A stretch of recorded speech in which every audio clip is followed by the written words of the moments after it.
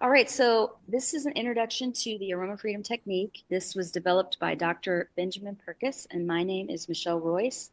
I have a business called Inspired Breakthrough, and I'm super honored to be here with you tonight to talk to you about this incredible technique. The AFT technique is very new. Like I said, it's only been developed since 2016, and it represents an integration of psychology and aromatherapy.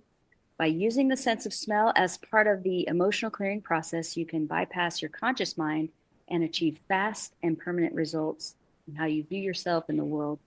When we are thinking about things like the feel of my shirt or what time of day it is, that's all in our head space. And that's about 10% of what we're using all the time. 90% of what's going on is in the subconscious mind or in the automatic processes that are happening that we don't have to think about. So when you are thinking about true transformation, you really have to have a way to get to that subconscious level. Dr. Perkis is the one that trained me, and he is a licensed clinical psychologist with over 25 years of experience. He also has over 20 years of experience with essential oils. His part was helping people with the big T's like abuse and war, grief and loss, and those types of things. And what he realized was if this technique could help with the big T's, then the question is, could it help with everyday traumas and stresses and hurts? The answer is yes.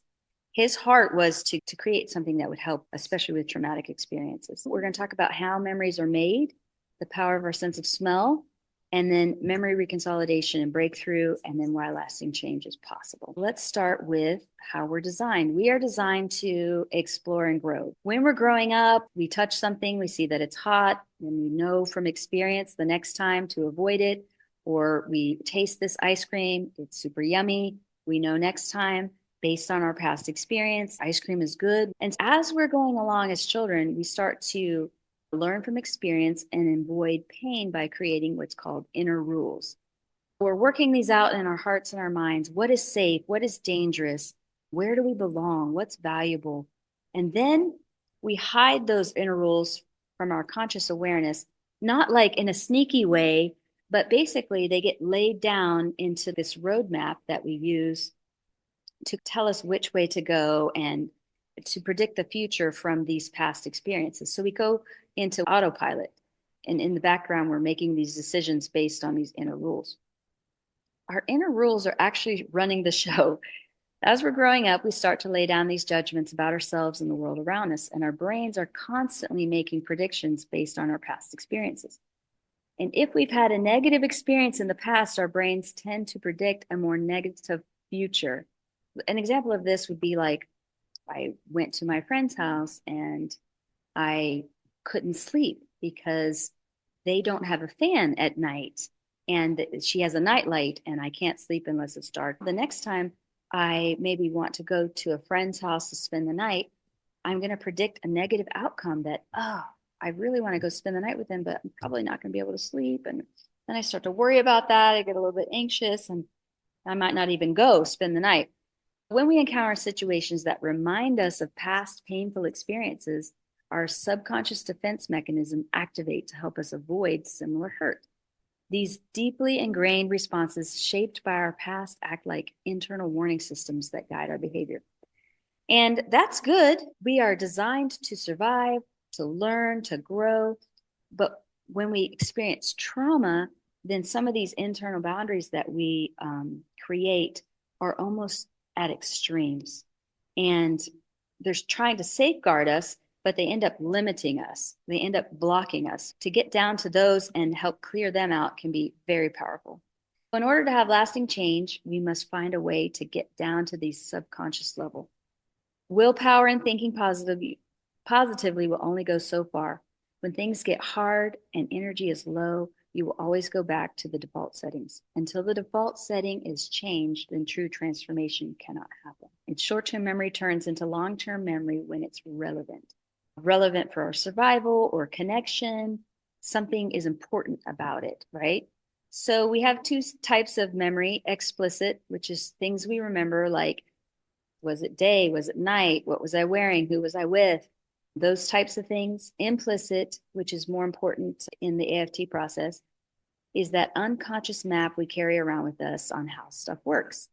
And so we run back to it subconsciously and we say, okay, this memory says avoid that person. This memory says I like ice cream. It's gauging for us all the time. And that's going to become important when we learn about consolidation. When we're initially learning something new, it's explicit memory, like when we first learn how to drive a car. You're really mindful of all the gauges and what your feet are doing and the mirrors and just everything is hitting you. And then eventually you get to where you're not even thinking about your turn signal or the mirrors or anything like that. Our systems are designed so that you don't have to think about everything. It can be moved into a procedural memory or a kind of autopilot. When we have problems, it's often that there's a problem in the procedure or the autopilot. It's on a subconscious level, but we're not really aware of it. So that's like when you have a trauma in the past, and we'll talk about this later, but where the implicit information is laid down, but you don't really know what happens. But every time you get near maybe a man with a beard, you don't know why your stomach turns and your shoulders get tight and you start to breathe a little faster. Maybe there was a traumatic experience with somebody with a beard, but that's explicit information wasn't laid down, only the implicit. Memory is our impression or perspective of what happened and what it means to us. So if four of us are walking down the street and then we witness a car accident in front of us, all four of us are going to have a slightly different impression and what it means to us, but it's the same event. So memories are not actually like a documentary. They're not necessarily accurate. They're just accurate to us. They're an accurate portrayal of our reality, what happened, what will happen, the meaning of it, and how we make sense of it.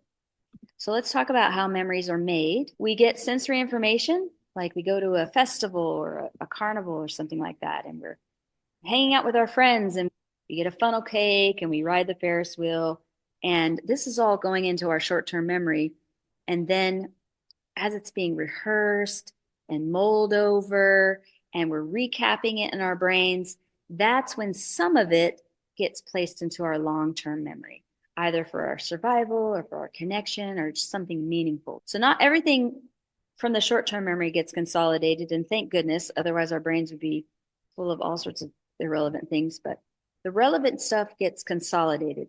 So neurons that fire together wire together, and the more they fire together and the more we mull it over and experience it, the deeper the grooves get, the more ingrained it is, the harder it is to overcome.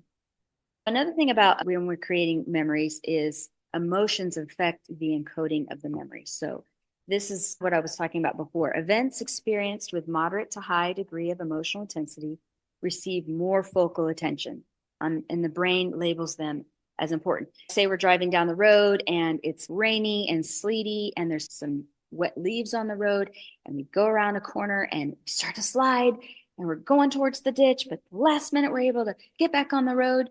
The next time it rains and it sleets, because of our past experience, we remember very vividly that we need to slow down and we need to be cautious.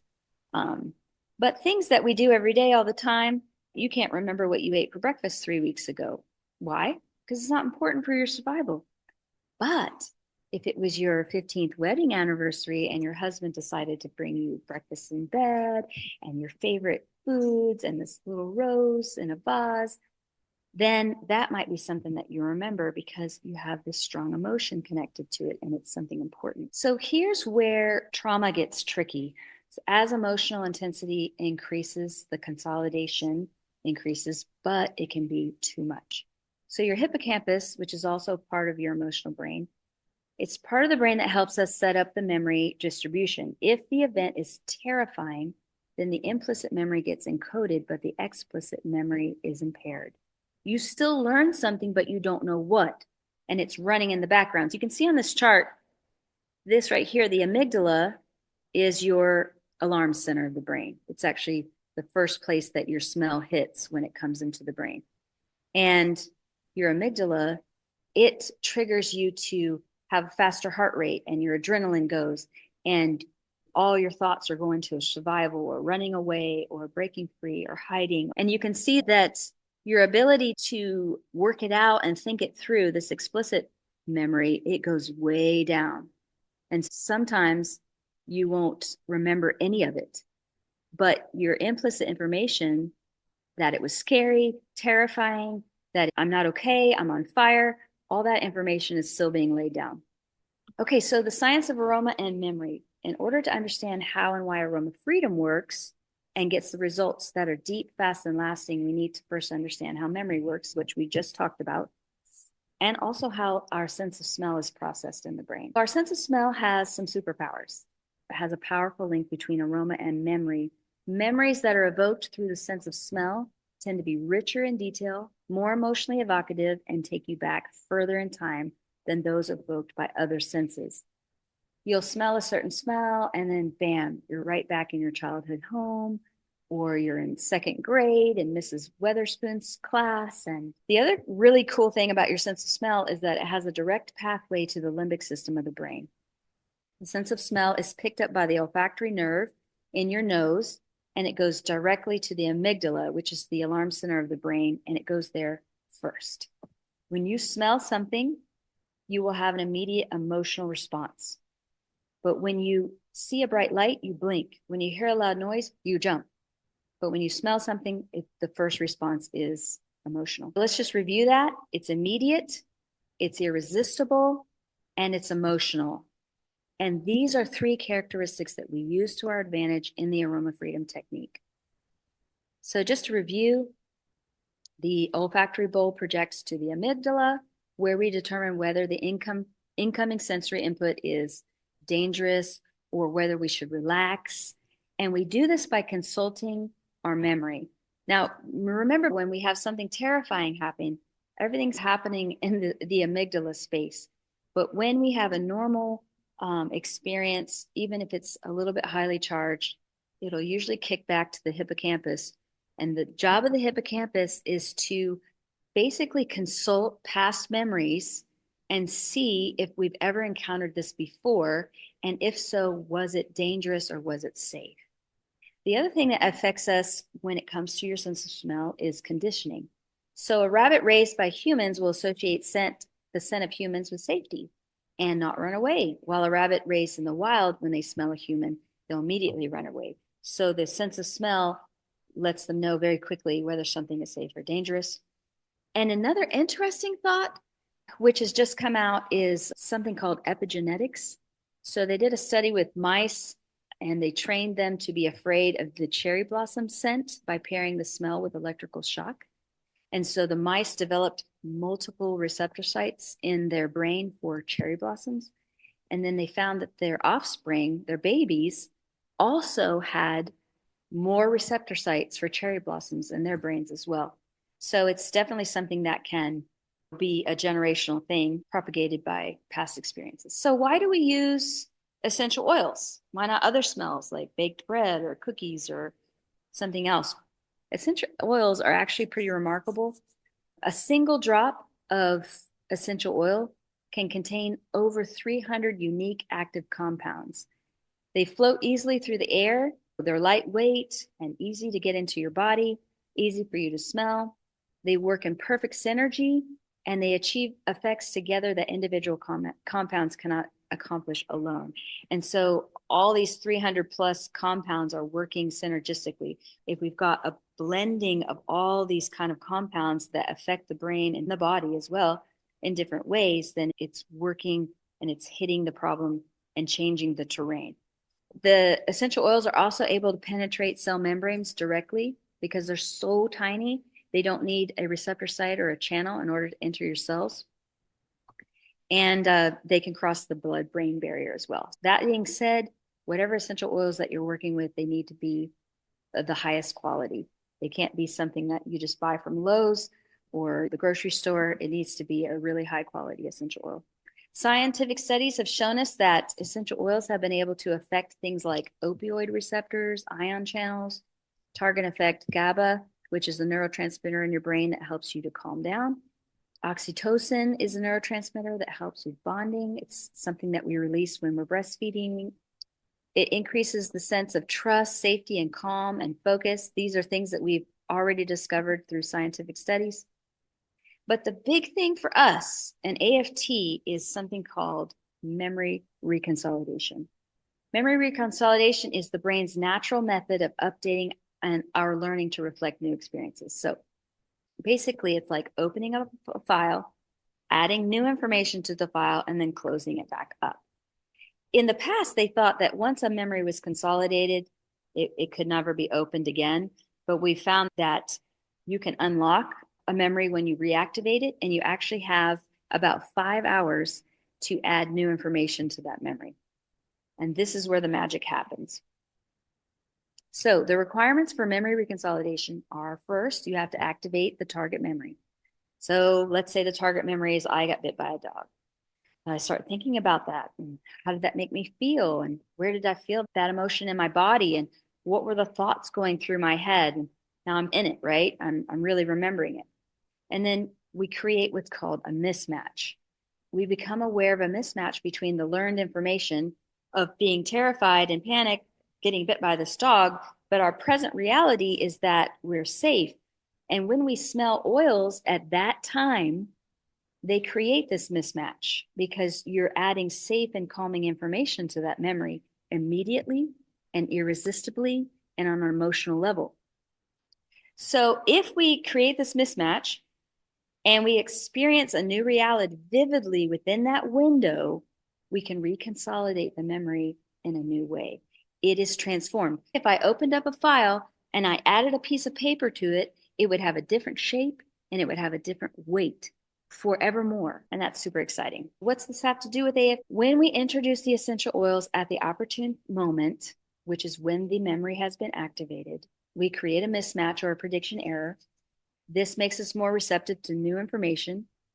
We add that information to the memory that is safe and calming and grounding immediately and irresistibly. This helps us to get back into our logical brain where we can get new perspective associated with the memory. Or sometimes when we're smelling the oils, the memory will just break up and fade into the background because it's no longer deemed necessary for our survival. It also fosters a change in attitude and behavior. So let's take the getting bitten by the dog and then going back to that memory and realizing that, oh, I was actually told by my parents that I wasn't supposed to touch that dog, but I did it anyway. And then the dog bit me. My new perspective now is that not all dogs are dangerous, just that one. So now the next time that I see a dog, I'm nervous, obviously, but I'm also a little bit optimistic that this dog experience might be okay. I have friends that love dogs. I've just never really experienced that myself. So now I might have the courage to reach out my hand and actually start petting the dog. And then the dog's tail starts wagging. And then all of a sudden I find out that I am, in fact, a dog person. And I'm going to the SPCA and I'm getting myself a dog. But that just to say that changing a perspective at a belief level like that can literally change your feelings, which changes your behaviors and actions, which changes your results. And it's super exciting. Signs of true reconsolidation, where you've actually gotten to the root thing and you've actually had transformation, is that once the negative charge is taken out of the past memory, then the situations that would normally be a trigger, they lose their power. Like being in the presence of a dog would normally be a trigger for you.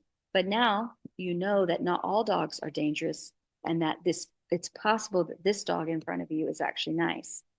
So the cycle of reactivity naturally fades away, and there's no need to suppress your reactions through willpower and all that because that trigger's gone.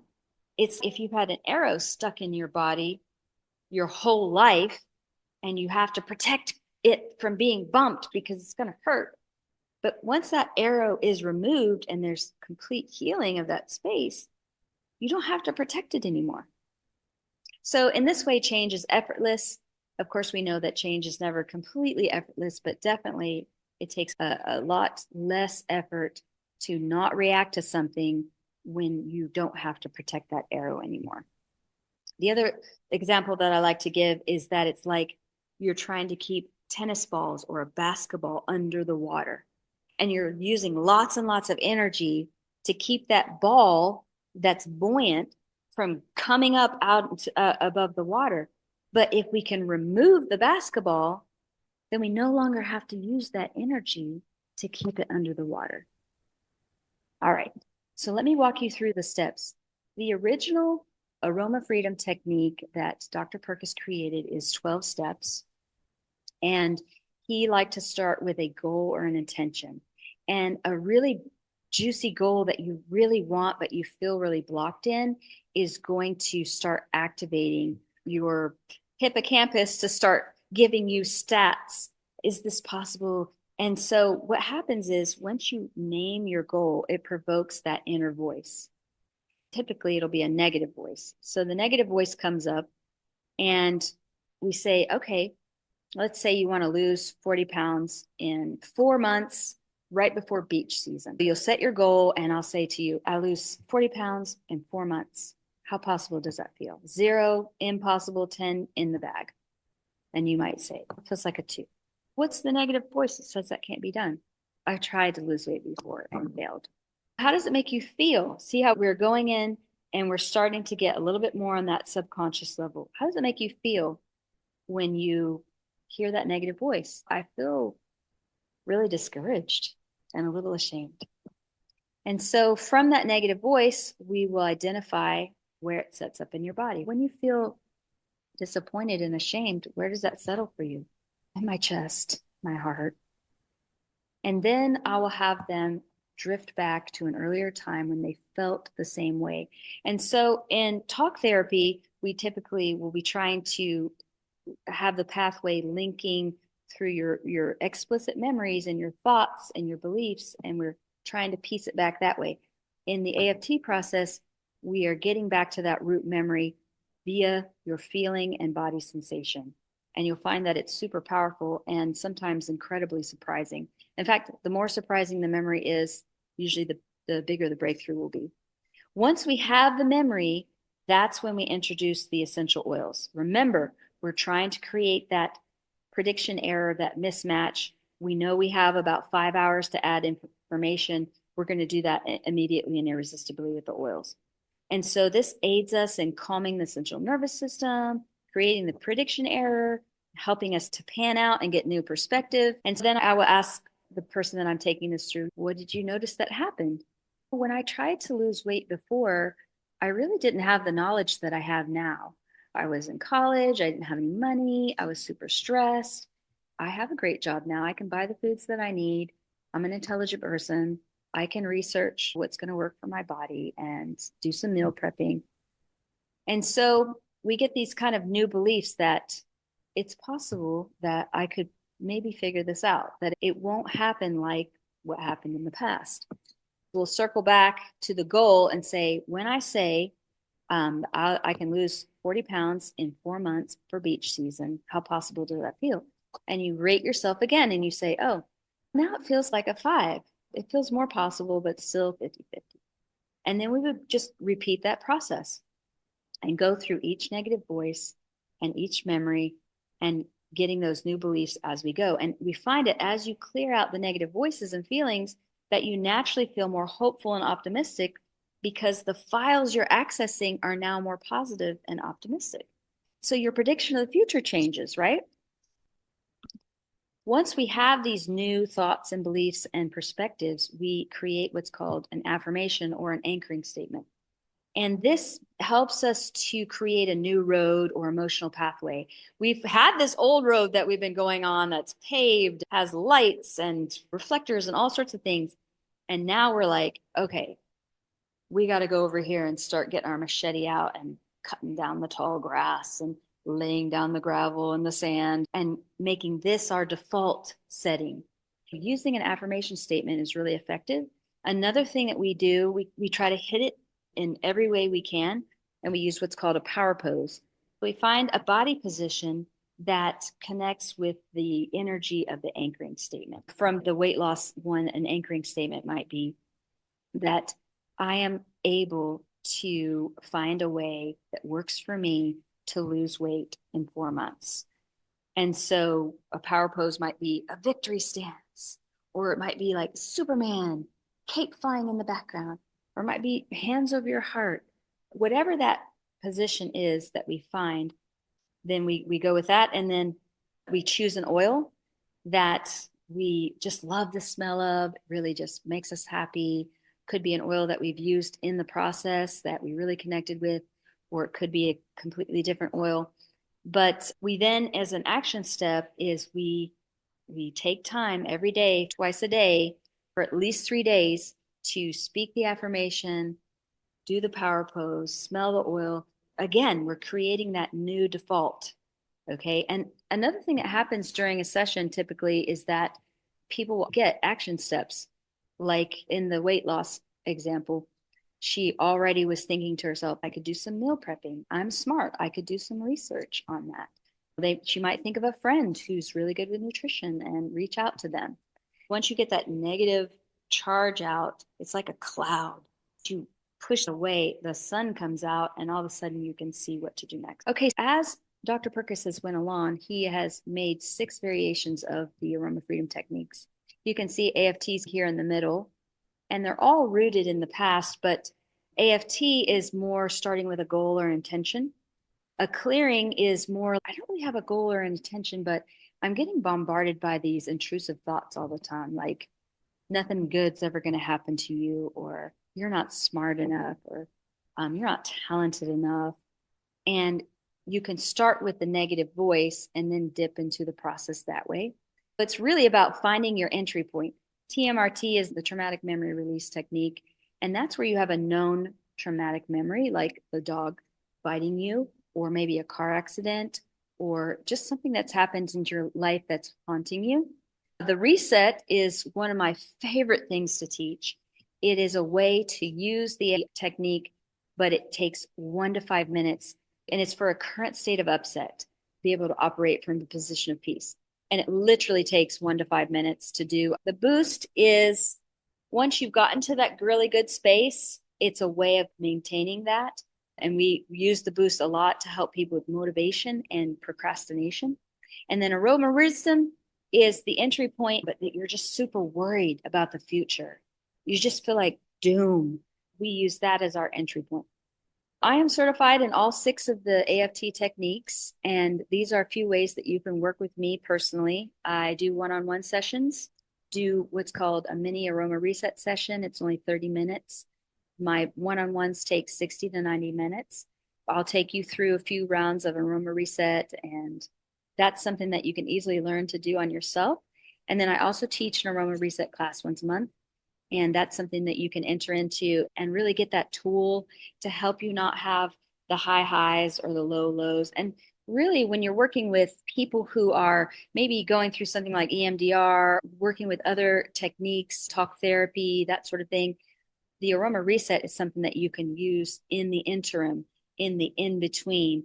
And even a one-on-one session, a full session can be something that can really augment that process and make it more gentle and efficient for the client. So it's definitely something that we can use in conjunction. It's super great for people who are life coaches or business coaches because they're dealing a lot with people having emotional blocks and negative thoughts. If you would like to connect with me, I'm on Instagram, I'm on Facebook, and then I also have my website here. And I just want to say thank you for allowing me to take you through what I've really fallen in love with. I personally have experienced traumas, and when I was going through my traumatic healing, I went mainly through counseling and prayer, and the Holy Spirit was able to bring me back to the root times when these things began. It was there that I learned that unless you can get back to some of that root stuff, that it's going to be really hard to heal the present when the past is so jumbled. Our past experience inform our current decisions. And so when I saw the AFT process come across my path, I knew what it could do. Because I'd already been through a similar process, I knew that this process of AFT could make it more gentle and efficient.